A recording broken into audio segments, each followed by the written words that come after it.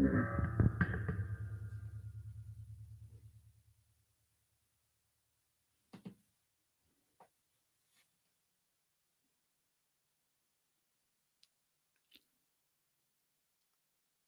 been a while since you've seen that one, isn't it? What's going on, ladies and gentlemen? Welcome back to Beyond the 90. Well, we have a very special preview for you today. It's just me on my own today. So if you've got any thoughts or anything you want to share, just concerning this match, let me know in the comments down below. So again, there's a lot of stuff that's happened since Friday, a lot of things that have occurred. But again, if you could rate the video, like the video before we continue, but we've got plenty of stuff to get into. I mean, we've got the Man United result that happened today. We want to talk a little bit about the players that have been rested, updates on some injuries. So the likes of Wes Fofana. No, Wes Fofana is fine. Jamie Vardy, Maddison, and Johnny Evans as well. And just some of the thoughts and feelings around what's actually happened and how it's made the fan base feel, and obviously the results that have come in terms of chasing that top 4 position. Anyway, let's just get straight into it. Again, if you want to get your thoughts in down below, leave them in the comments and I'll try and get to them and reply back to you. But first things first, probably the best place to start, Aston Villa versus Man United. So I'll bring up the screen here. You probably have already know the result because probably like me, you've been looking at the results all day, just hoping that somebody could take a win anywhere. Anyway, we'll look here. I'd probably know 3-1 Aston Villa. So scored by Fernandes, Greenwood, Cavani. What's more important, in my opinion, is looking at the formation and what people were playing. So if, for example, in this one, you can see standard formation that you were going to play against Leicester City anyway, so that was, their strongest lineup. Henderson, Wan-Bissaka, Lindelof, Maguire, Shaw, McTominay, Fred, Bruno Fernandes, Pogba, Greenwood, Rashford. Now, as we know from everybody's looking at it, that is pretty much the strongest team that Man United could put out at the moment. That is pretty much as strong as it's going to get. So when we're looking at that, what do we think? Do we think that they're going to do the same formation in 2 days? The last time we did play them, the issue was they had a game on Thursday. I think they were playing on Saturday or Sunday. Can't remember the result. Let me go. So we won 3-1 to get through to the quarter semi-final. Then we went on to the finals. Just for reference, just remember that squad. I want to bring up the other result that when we beat them last. So again, something to remember: we've beaten all top 6, traditional top 6 this season. Let's go to this one into the semi-finals. Yeah. So this was the lineup that they played last time: Wan-Bissaka, Lindelof, Maguire, Telles, Fred, Matic, Greenwood, Van der Beek, Pogba, Martial. So I think Martial is out with an injury. I'm pretty sure. So at the end of the day, this is all we can do. Good evening to you, Ian. Hopefully everybody's doing well. Hopefully you're doing well as well. Thank you for your comment. But yes, so if you look, but if you change between the two squads, they played a pretty strong squad against us, and we still managed to beat them. The best thing that happened to them is they kind of ran out of legs. And if you, I don't know, sorry, I'm having internet issues at the moment. Let me just try and sort this out. But yes, we know we are capable of beating them at the moment. And this is something that's really going to work in our favour. And I'm just seeing some of the comments about West Ham as well. I will come on to that in just a second. But in terms of the Manchester United result, obviously, they're going to settle with a 4-2-3-1. We will come into formations later. Do you think we're going to go 3 at the back as usual? Do you think we're going to change formations again? So we will have to see. Ollie has a mentality of not rotating squads. So that's something that would really work in our favour, because the players will just be tired, Just to get some of your comments now, again, just to say that West Ham have lost recently, so just as we can't rely on other teams' dropping points, which is perfect. And then again, West Ham. So that's another step in the right direction. We shouldn't be relying on this. However, this is just the situation we are in at the current moment. So yes, that's good. Shout out to Great Foxes. I don't know who's commenting, but thank you once again for commenting. We really, really appreciate it. Which of the teams will be on the pitch, and not which Man United team should be started? So from what I showed you, that's pretty much what the team is going to be starting. I think something very similar to that. You may have seen the likes of, you may have seen another couple of players going. Cavani might start, maybe, but the formation that we played back then, actually, that's worth getting up as well. So I'll go back to the Man United formation, formation, sorry, that we played against Man United in the Cup. So we were something that we were sticking with, because bearing in mind Harvey Barnes was still injured. This again seems like a long way away. Schmeichel, Fofana, Evans, who I think we mentioned before, probably not going to play. He's been nursing that injury for a while. It looks like it's all caught up to him. And then Söyüncü, it's a debatable. Do you think he'll play? Yes, no? Leave it in the comments below. Obviously, he took a battering, not just from Newcastle, but just in general, I can imagine, across from his teammates. I imagine they're not happy with his performance, because the first goal against Joe Willock, it's not good enough. And also he was left for dead for Callum Wilson as well. So we'll have to see for this one. So we could set up very similarly. I mean, all of these players, apart from that, are fit with the Johnny Evans. Could we bring in Christian Fuchs? I know we were saying about it on the post-match. So that's one thing that I could say as well. Just coming back to Ian's comment. Thank you for your comment, Ian. Ollie says those that played on Thursday are likely to be rested on Tuesday. Interesting. I didn't actually see who played on Thursday. However, if that makes sense, if you guys are hearing, if there's any internet troubles, I'm having an internet trouble that I'm seeing on my side. I'm just going to have to continue with it. It's the issue with live streams. I'm doing the best connection that I possibly can at the moment. But we did play a very strong team in that. We played pretty much our full strength team to go and get through to the semi-finals, on which we did. And we realized after about 60 minutes, they capitulated. You know, they weren't good enough to survive 90 minutes of going against us, and we beat them. So what I'm going to do now is I'm going to go into the positives and negatives of it. What are the positives we're going to take away from the match, and what are the negatives? Because it's easy because there's so much stuff happening at the moment. So we'll go through them one at a time. Let me know if you think these are big factors, small factors. Let us know below, and then I'll get to your comments just after this as well. So first of all, we're playing away. That's the first big positive I can think of. We are much better on the road than we are at home. I think anybody can agree to that. I don't know the exact formation or the exact statistics off the top of my head, but from we are one of the best teams, in my opinion, for playing at home. But away, our record is woeful. I think we're in like the bottom half in terms of away record. Sorry, home record, which is really not good to see. But maybe things will change when fans come back. We don't know, because there's a lot of things going. Like, the fans wouldn't have put up with that 4-2 when we're 2 goals down. There would have a lot of fans going, not on my watch. We're going to win this game, in my opinion. But anyway, we'll get back to this result. Obviously, Man United just played today. They beat Aston Villa 3-0 quite convincingly from what I saw as well. Man United are full strength pretty much today. That's a positive as well. And if we go with this, it's a similar situation to the FA Cup, you know, when we started compared to where we are now. And we won that game 3-1 without Evans. So it's anything to play for, to be honest. I'm not sure what's going to happen. It's a weird situation to predict. Again, we said what we said on Tuesday, not Tuesday, on Friday. God, again, this weekend has been crazy with everything that happening at once as well. Everything that was happening at the moment, it is crazy at the moment. I mean, but Evans is the only person missing. It's not all his fault to blame, in my opinion. We can only do what we can do with the situation at the moment. But some of the negatives, Evans, big doubt. I mean, we saw it wasn't all his fault that they were missing. The team should have adjusted. But saying that, I mean, we do need to just keep fighting and keep pushing. And hopefully this result on Friday was a wake-up call and go, this is not happening again. We do turn up against the top 6 teams. And we have got the opportunity to secure top 4. So I don't see why we wouldn't. We'll just have to see. One thing as well, they played in 2 games in 4 days, and bearing in mind they've got Liverpool in another 2 games, so I'm not sure what's going to happen about that. The run is good the run is hard for them. The confidence is low for us, and Man United's run is not too bad. I mean, apart from the 3 games in 6 days. I mean, I don't know if you guys have been watching football for a long time. I've never seen that in terms of domestic football as well.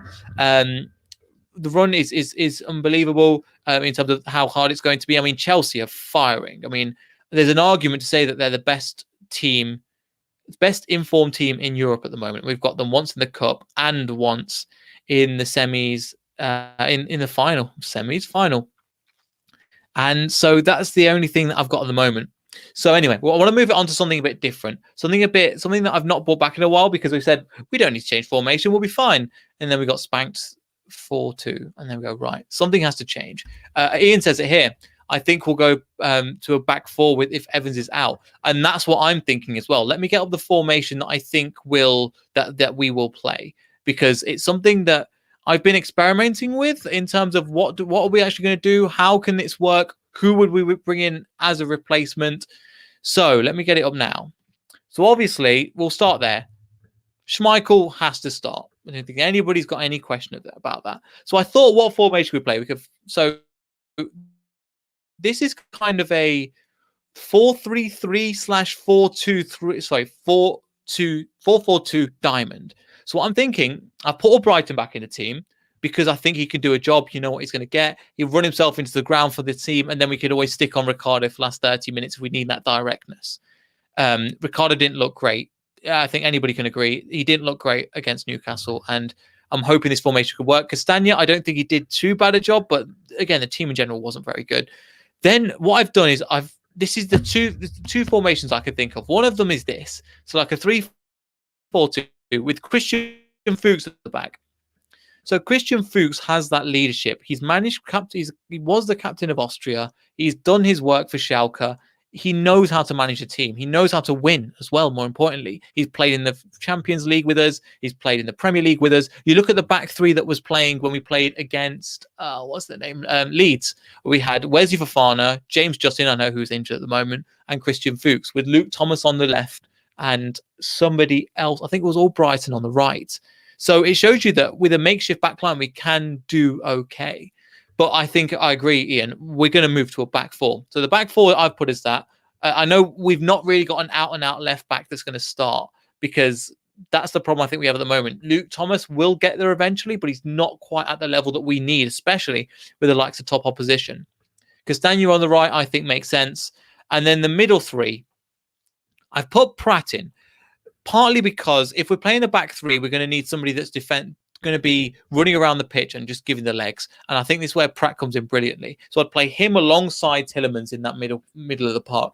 And I think them two have got great chemistry within Didi, who again I've got down as like a key player, and he's going to be massive. Just basically stick him on Bruno Fernandes and cut off any kind of passes that comes your way. We've seen him do it before against Man United, against Tottenham when we played away to them.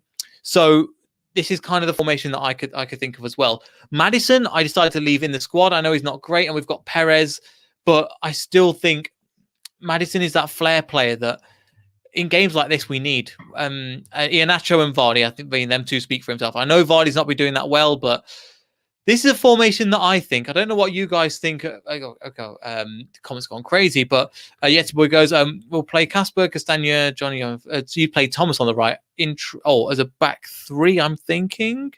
Can't tell your formation actually at the moment. Ricardo and Albright are wing backs, a back three. Vardy needs a rest, but then if Vardy has a rest, Yeti Boy, who do we play? Because the whole reason that Nacho is so good is because Vardy is doing so well, you know? So it's a kind of a combination of things. I think we'll go to a back four, because if we've got somebody like Ndidi in the middle of the park that can just cut off everything, it's going to be incredible. You know, I think we're going to do really, really well because of what's going to happen. And Man United at home, they're not going to sit in. They're not going to sit in and sit deep. I think they're going to try and come and play at us.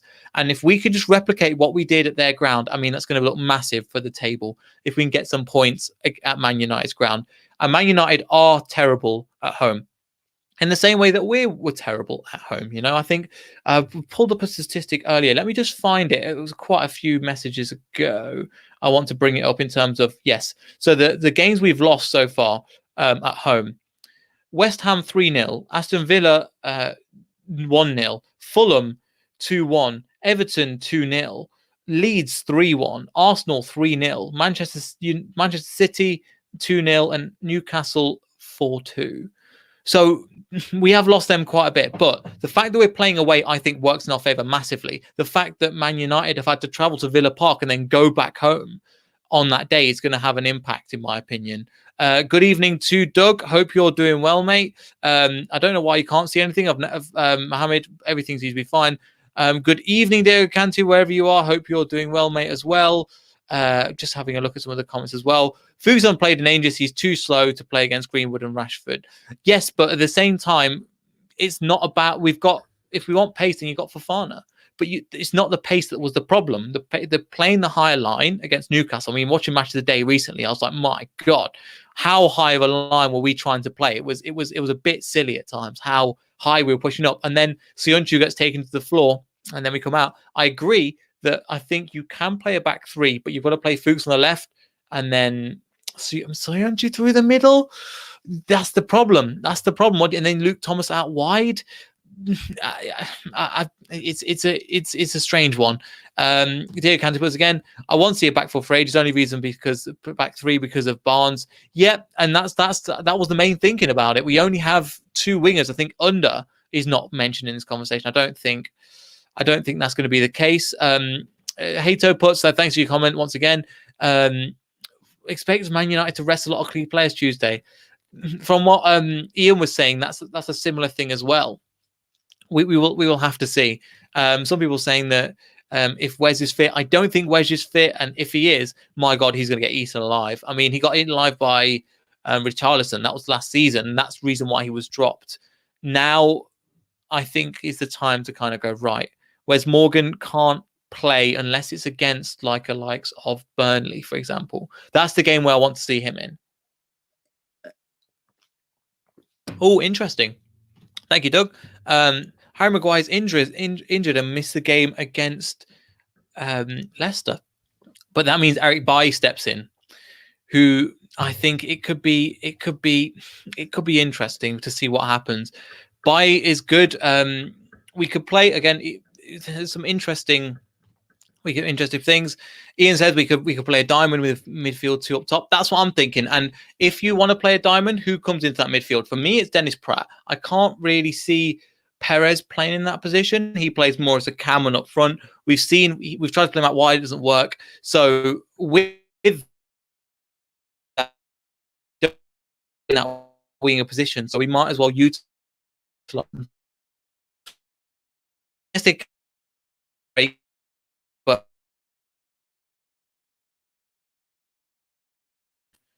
But I'm sorry, I'm having some internet issues. I didn't realize until we went live that there might be a bit of a delay. I don't know exactly what I'm looking at, but at the moment, I'm terribly sorry. I'm just looking at my end if there's any internet issues, and there does seem to be so. So I apologize in advance if that's the case. But Ian puts, that's a high line. Has been our downfall lately, especially starting against West Ham, and we got away with it with Palace. Yes, I guess so. They probably weren't good enough at the same time.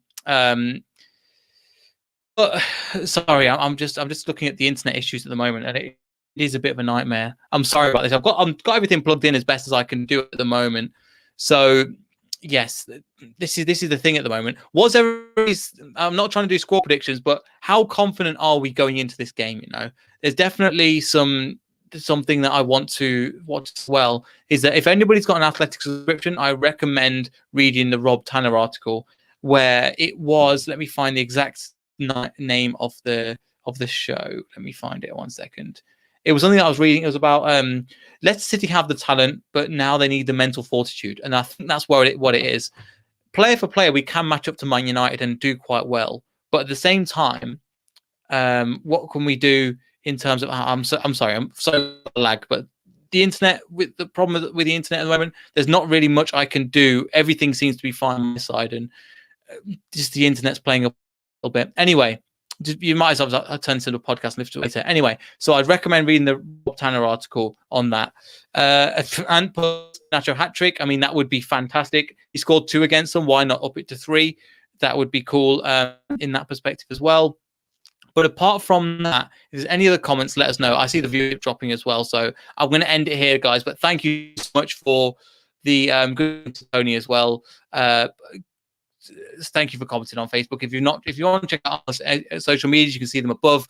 having some torrid times with the internet. I tried to plan this in advance, but sometimes you can't help these things. But if you enjoyed the show, make sure to give it a like, hit that thumbs up. Really want to try and hit by the end of the season. So if you could do that and you're watching, thank you so much. We really appreciate it. And we'll see everybody in for post-match for the Man United game. Hopefully we do well. I'm hoping the best. And as they say here, come on, Foxes. See you guys.